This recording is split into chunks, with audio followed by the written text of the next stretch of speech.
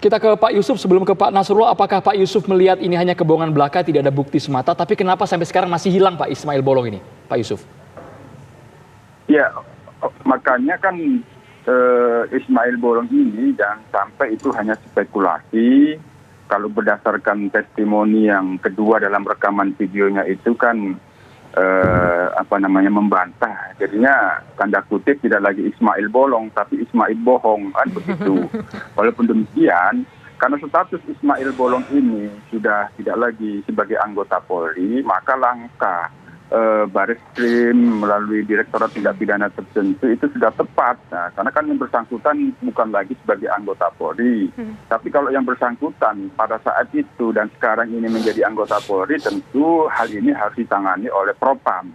Oleh karena itu, ini kita dorong terus agar Ismail Bolong ini segera ditemukan, sehingga isu-isu yang hal-hal yang disampaikan dalam testimoni itu dikait-kaitkan dengan anggota ataupun petinggi Polri yang diduga petinggi Polri itu agar segera clear begitu. Nah, walaupun demikian, karena ada dua isunya kan. Yang pertama kan satu sisi terkait dengan illegal miningnya dulu, tentu harus kami dukung Polri, Pak Kapolri untuk menegakkan hukum. Hanya terkait dengan penambangan ilegal ini kan sekarang ini tentu landasan hukumnya ada lagi Undang-Undang Cipta Kerja atau Omnibus Law. Kalau tidak salah di Undang-Undang Cipta Kerja itu sanksinya itu sanksi administratif, pemidanaan itu sebagai upaya terakhir, ultimum remedium. Tapi nanti ini kita akan konfirmasi kembali apakah memang posisi penanganan untuk pelanggaran penambangan ilegal ini seperti itu. Tapi ini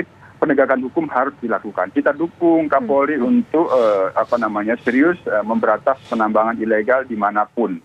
Yang kedua, terkait dengan testimoni yang dikait-kaitkan dengan oknum, anggota ataupun itu petinggi Polri, tentu ini harus clear. Hanya pintu masuknya tentu yang cukup jelas karena sekali lagi Ismail Bolong ini sudah tidak lagi menjadi anggota Polri, maka pintu masuk yang dilakukan oleh Direktorat Tindak Pidana Tertentu atau Bareskrim ini langkah yang tepat dan kami dukung. Kami sendiri tentu terus akan berkoordinasi dengan pengawas internal Polri, Inspektorat Pengawasan Umum dan Propam, dan bahkan kami juga berharap bisa bertemu dengan Kapolri untuk memberikan beberapa saran-saran, masukan terkait dengan langkah-langkah yang akan diambil agar ini bisa dipercepat penanganannya. Baik. Nah, selanjutnya saya ingin ke Pak Didi. Pak Didi, apa langkah selanjutnya mungkin dari Komisi 3 DPR RI? Apakah rencana untuk memanggil pihak kepolisian untuk memberikan perhatian lebih terhadap kasus ini, atau mungkin ada langkah lain dari Komisi Hukum?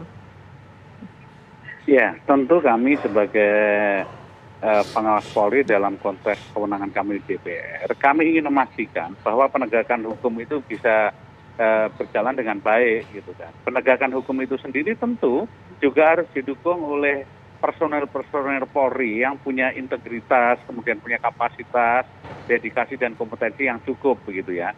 Bagaimana mungkin kemudian menegakkan hukum, tapi kemudian disinyalir adanya tanda kutip perilaku-perilaku yang menyimpang dari penegak hukum sendiri. Baik. Nah, kita juga harus membuka diri, membuka mata dan hati kita bahwa persoalan-persoalan yang melibatkan Polri belakangan ini jelas menjadi sebuah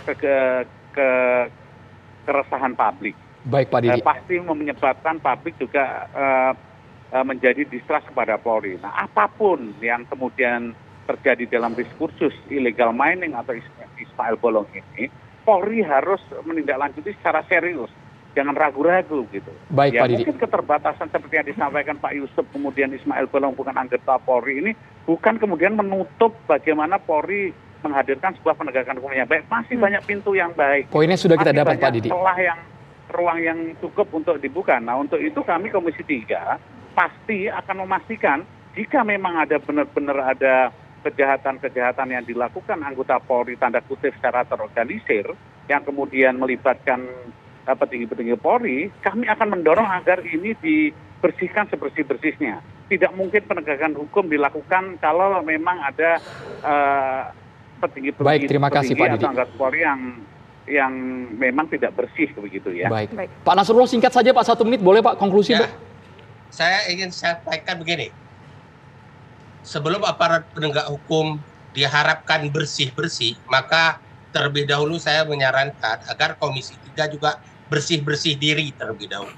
Nah, kemudian saya ingin katakan komitmen, integritas, keberanian, dan keberpihakan dari Pak Kapolri sangat menentukan arah penyelesaian masalah ini. Dukungan politik dari Menko Polhukam, DPR, terutama political will dari Presiden, menentukan arah perbaikan ini. Kalau Presiden tidak jelas dalam bersikap, maka saya anggap penyelesaian masalah ini hanya lipstick. Baik. Kasus Ismail Bolong ini hanya percikan kecil, bukan itu kok masalah esensialnya. Kepemilikan tambang-tambang oleh jenderal-jenderal di Jakarta ini yang harus dibenahi. Baik. Itu persoalannya. Baik, terima kasih Bang Nasrullah, terima kasih Pak Didi, dan juga terima kasih Pak Sarul sudah berbincang bersama kami di program Kabar Petang.